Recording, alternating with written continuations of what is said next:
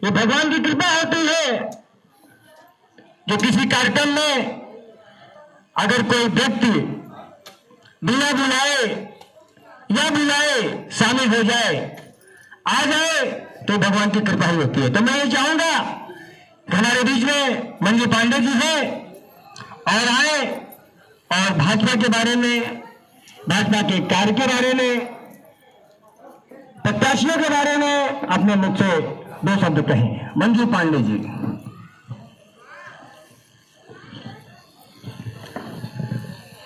प्रणाम सभी को, राधे राधे। हर हर मोदी, घर घर मोदी। मोदी के लिए बहुत लोगों ने बहुत उल्टा सीधा बोला है, यूट्यूब पर भी डाला है, मैं भी एक यूट्यूबर हूँ, बट इतना उल्टा सीधा। हम ऐसे मोटी मोटी औरतें नाचती रहती हैं, उनके चेहरे पे उनको लगा देते हैं। आप लोग को अच्छा लगता है देख के? जोर से बोलिए एक बार।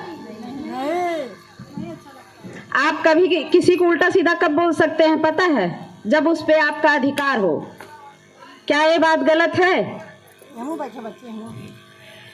आप तभी उसको उल्टा सीधा बोल सकते हैं जब उसको आप जानते हैं। कितने लोग बोलते हैं ये रणुओं की सरकार है। व्हाट यू मीन रणुआ? क्या होता है रणुआ? रणुआ का मतलब कोई एक मुझे समझाओ कि क्या होता है, मैं बाद में बताऊंगी। आप में से कोई भी मुझे ये बताइए कि रणुआ का मतलब होता क्या है? वो रणुआ है? रणुआ का मतलब ये है कि उनके पास कोई नहीं है। अरे 130 करोड़ जनता के माई बाप हैं, वो रणुआ हैं? शर्म आनी चाहिए ऐसे बोलने वालों के। वाह, वेरी गुड। उनके लिए ऐसा उल्टा सीधा जो भी बोलते हैं अच्छा नहीं लगता है सुन के। क्षमा चाहेंगे आपसे मंजू पांडे जी।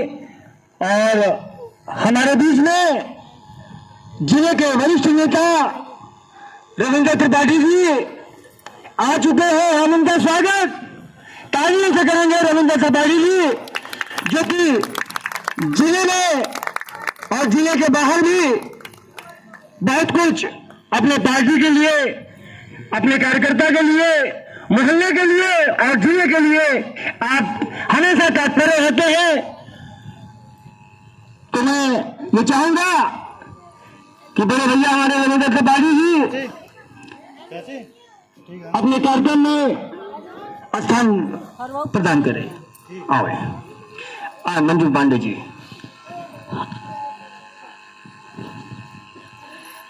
यही सब बातें मुझे थोड़ा बहुत बुरी लगी, जो कि मैं यहाँ तक चल के आई हूँ और मेनका जी आज आ रही हैं, उनके द्वारा मैं सबको ये संदेश देना चाहती हूँ। अगर आपसे कोई जलता कब है पता है? जब आप बहुत कामयाब होते हैं ना, तभी लोग आपसे जलते हैं। प्रधानमंत्री, एक सफल प्रधानमंत्री, भारत में पहली बार इतना सफल प्रधानमंत्री हुआ है। बहुत सुंदर। यह देश पूरी तरह से कर्जे में था। पूरी तरह से मोदी के आने से पहले ये देश कर्जे में था। जब उन्होंने देश को कर्जे से उबार दिया, तब कोई उनको चाय वाला, कोई चौकीदार, कोई चोर है, फलाना ढिमाका, अरे क्या मिलता है हमें किसी को बदनाम करके।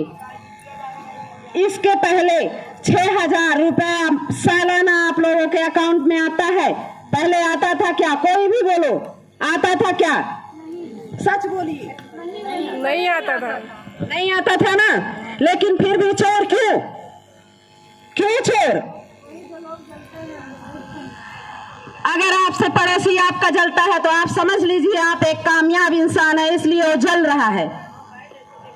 और हमारे प्रधानमंत्री से, हमारे सीएम से कोई जलता है तो एक कामयाब प्रधानमंत्री और सीएम है, इसलिए वो जलते हैं। ठीक है, आप विरोधी हैं, आप कुछ तो ना कुछ जरूर अपोजिट में बोलेंगे, बट इसका मतलब ये नहीं है कि आप कुछ भी बोलेंगे। बोलिए, अच्छी बातें बोलिए। अगर नहीं अच्छा बोलते हैं तो मत बोलिए। इस ढंग से क्यों बोलते हैं जो ना अच्छा लगे। उन्होंने धारा 370 हटाया, राम मंदिर बनवाया। लोगों ने, बहुत लोगों ने भाषण में कहा है कि मेरी सरकार आएगी मैं राम मंदिर हटवा दूंगा। क्यों?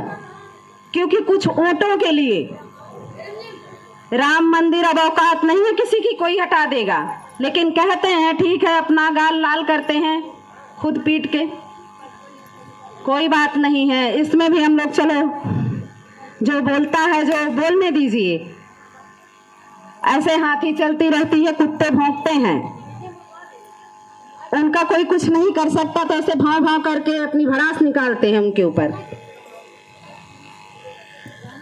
इन लोग को यही आता है कि उनके बारे में उल्टा सीधा बोलें, कोई अच्छा नहीं कहता कभी भी। कौन है जो दिवाली होली हर एक त्योहार पे अपने सीमा पे जाकर मनाता है? आप बताइए, पहले कोई भी पीएम, जितने भाई बहन हैं सब बताइए मुझे, कोई भी प्रधानमंत्री क्या सीमा पर जाकर दिवाली मनाता था? जोर से बोलिए, खाना नहीं खा के आए? नहीं मनाते थे ना, लेकिन फिर भी वो इंसान प्रधानमंत्री है, उसको डर नहीं है, कुछ भी हो सकता है। जलते लोग कितना है उनसे, बहुत कुछ कर सकते हैं, लेकिन वो अपनी जान की परवाह ना करते हुए सीमा पर जाकर दिवाली मनाते हैं। ऐसा ही है, मुंह पे लोग सभी सबको अच्छा अच्छा बोलते हैं, पीठ पीछे अगर कोई बोले तो समझो आप कामयाब हो। अपोजिट भी मुंह पे उनको उल्टा सीधा पीठ पीछे बोलते हैं, लेकिन कभी कभी धोखे से तारीफ कर देते हैं। तो ऐसा पीएम न कभी कोई आया है ना आएगा।